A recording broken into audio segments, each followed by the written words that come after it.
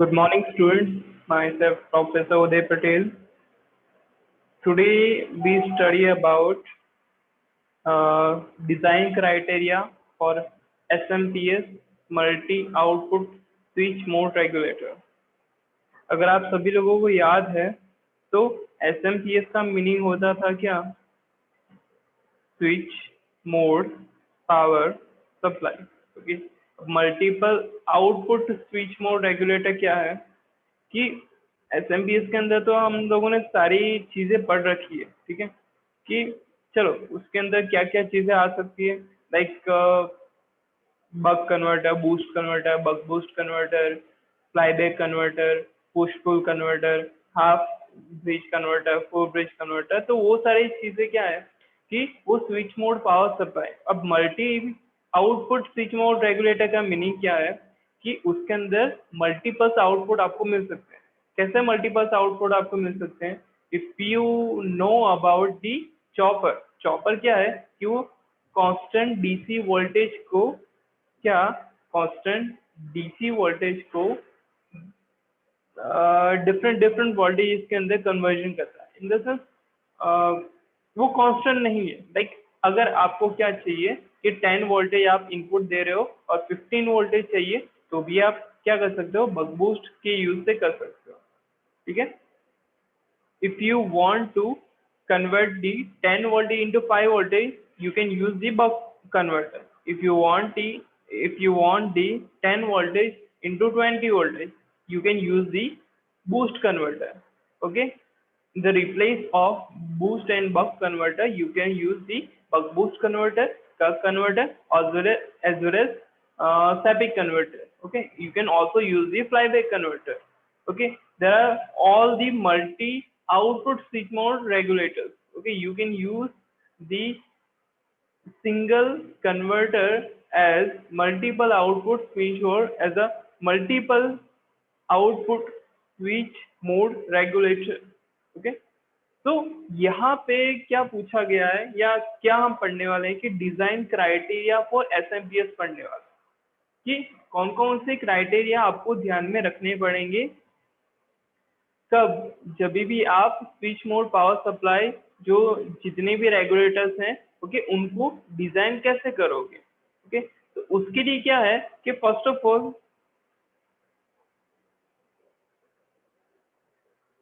यहाँ पे आप देख सकते हो तो ये कुछ क्राइटेरिया लिखे हुए हैं. ओके, फर्स्ट क्राइटेरिया क्या है कि इनपुट आउटपुट एसी और डीसी वोल्टेज रेंज. ओके, अब इफ यू नो दैट हर एक जो भी मशीन होता है ना, तो उसके ऊपर एक नंबर प्लेट होती है. नंबर प्लेट पे कुछ ना कुछ क्राइटेरिया लिखे जाते हैं कि चलो 10 किलोवाट, ओके, कुछ 500 एचपी और 20 एम्पियर. ओके, ऐसे कुछ ये नोट डाउन किए जाते हैं. तो वो इनडायरेक्टली क्या है, एक रेंज है. ओके, तो वैसे ही जब भी आप एसएमपीएस को डिजाइन करो तो उसकी रेंज आपको क्या करनी पड़ेगी, सेट करनी पड़ेगी. ओके, अब उस टाइम जब आप सेट करोगे तो उससे ज्यादा या कम वो रेंज के अंदर आपका नहीं होना चाहिए, ठीक है. अब दूसरा है आउटपुट वोल्टेज डीसी और AC and tolerance.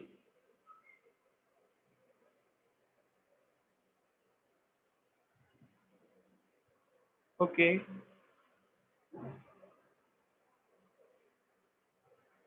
Output voltage DC और एसी टॉलरेंस. ओके, यानी कि अब जब भी आप आउटपुट वोल्टेज की बात करते हो तो उस कितना आपका आउटपुट वोल्टेज होना चाहिए. Like just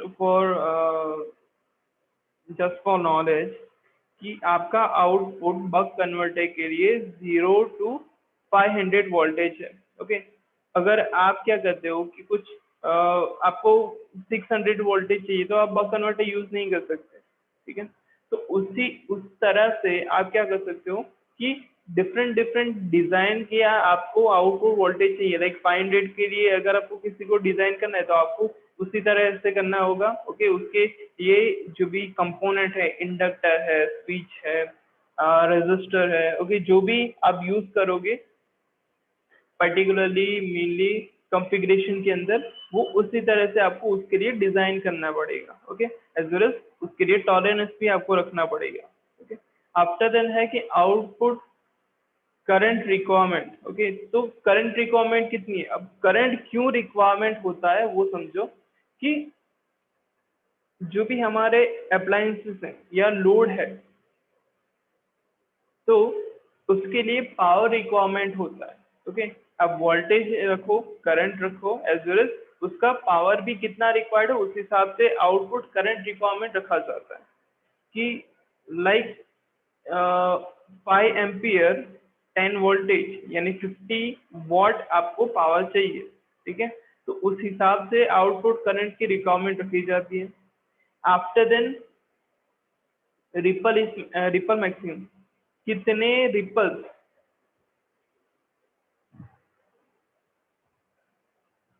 wait a minute,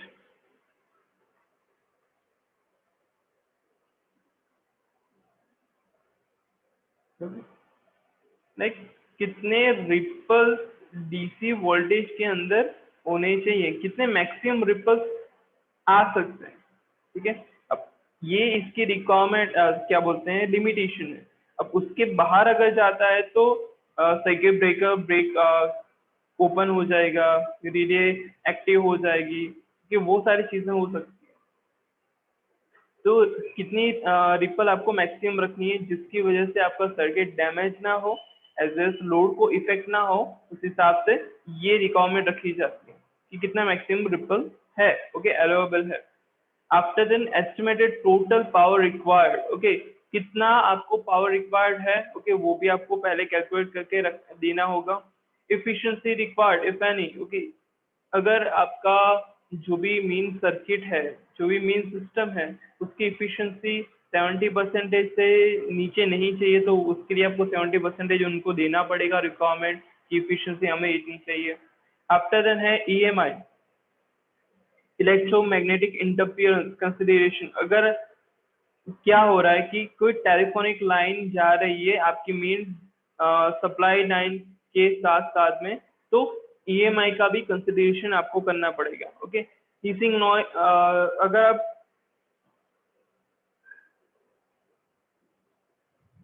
sorry for interruption, अगर आप क्या कर रहे हो कि चलो आपके घर में टेलीफोन होगा, ठीक है, आप वो उठाते हो, उस टाइम की कंडीशन में कुछ नॉइज आ रहा होगा, ओके, उसको क्या बोला जाता है, इलेक्ट्रोमैग्नेटिक इंटरफियरेंस बोला जाता है, ओके।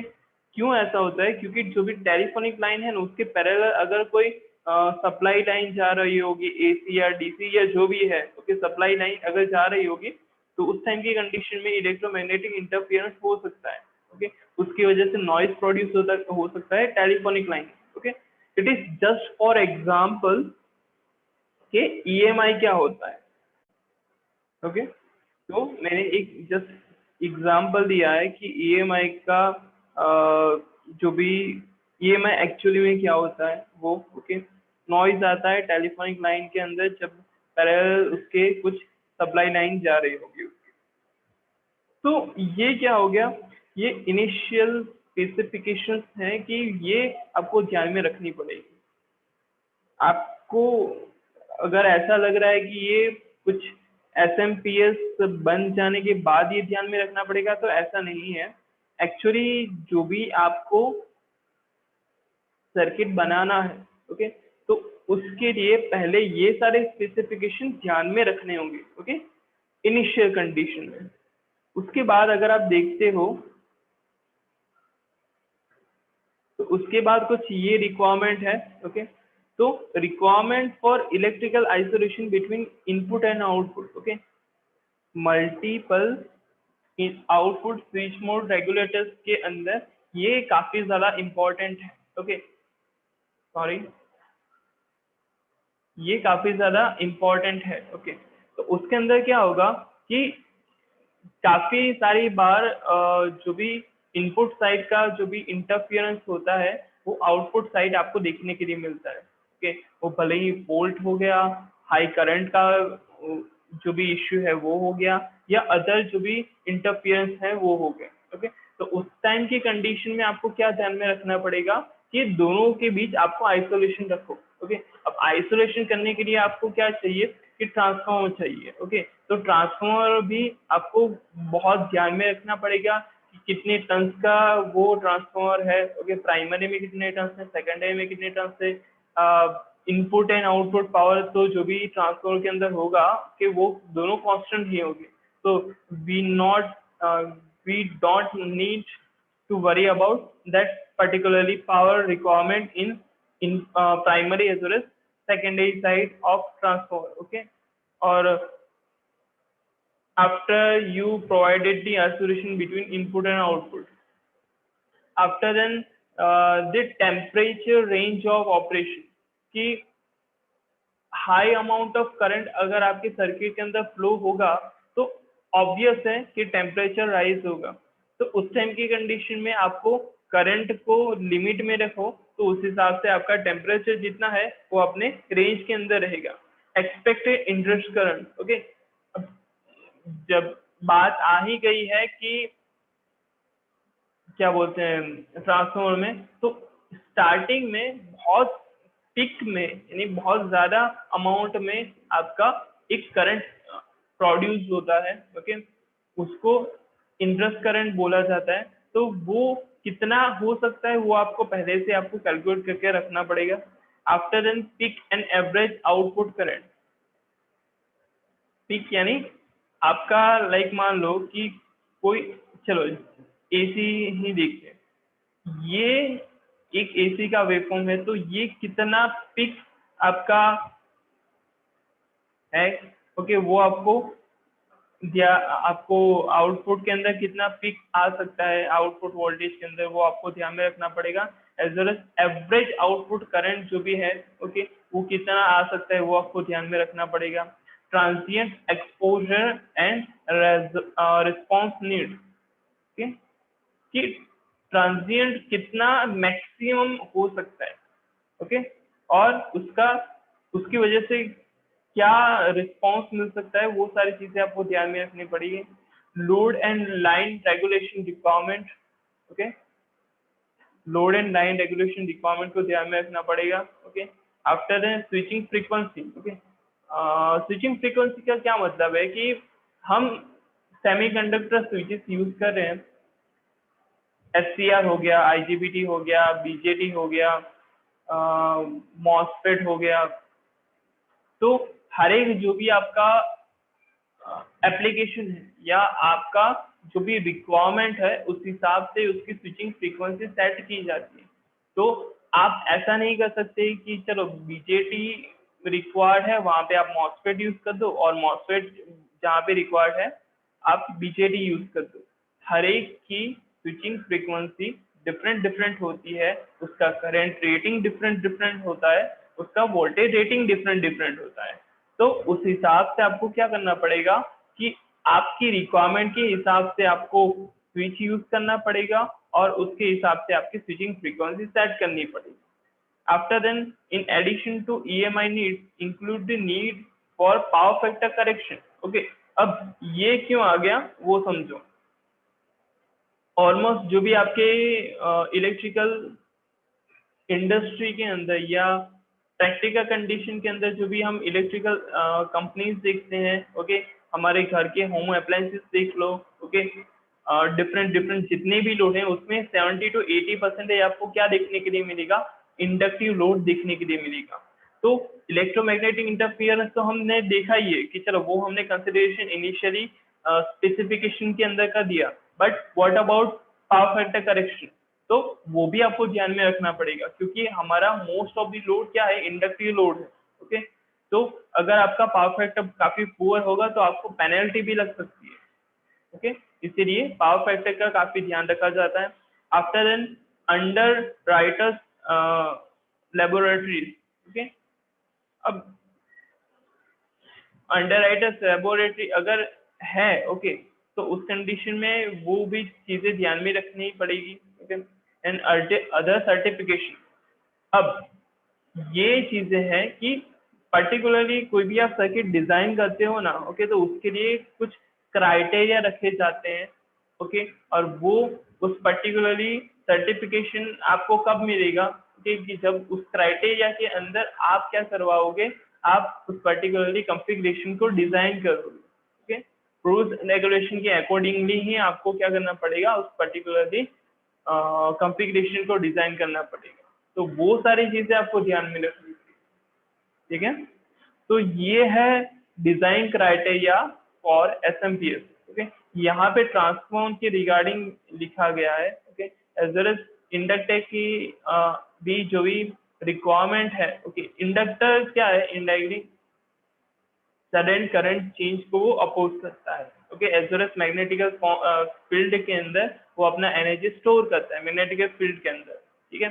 तो ये सारी चीजें हम क्यों डिस्कशन कर रहे हैं, क्योंकि ये सारी चीजें काफी ज्यादा रिक्वायर्ड है, ठीक है, कि चलो ये इंडक्टर का कितना आपको डिजाइन करना पड़ेगा, ओके, वो सारी चीजें आपको रिक्वायरमेंट है, ओके। तो उस हिसाब से आपका इंडक्टर भी डिजाइन आपको करना पड़ेगा, ओके, क्योंकि इंडक्टर आप प्रॉपरली डिजाइन नहीं करोगे तो हार्मोनिक कंटेंट आपको किसके अंदर देखने के लिए मिलेंगे, आपको करंट के अंदर देखने के लिए मिलेंगे। अगर आपको याद है तो ट्यूब कन्वर्टर या कब कन्वर्टर उसको बोलते हैं हम, तो उसके अंदर input side as well as output side inductor इसलिए रखा गया है कि आपका supply side as well as आपका लोड साइड आपका क्या होना चाहिए, आपका प्योरली डीसी वोल्टेज आपको मिलना चाहिए, सॉरी डीसी करंट आपको मिलना चाहिए। एज वेल एज कैपेसिटर भी इसके लिए रखा जाता है कि पावर फैक्टर इंप्रूव हो सके, एज वेल एज वोल्टेज की क्वालिटी भी इंप्रूव हो सके, ठीक है। Thank you so much.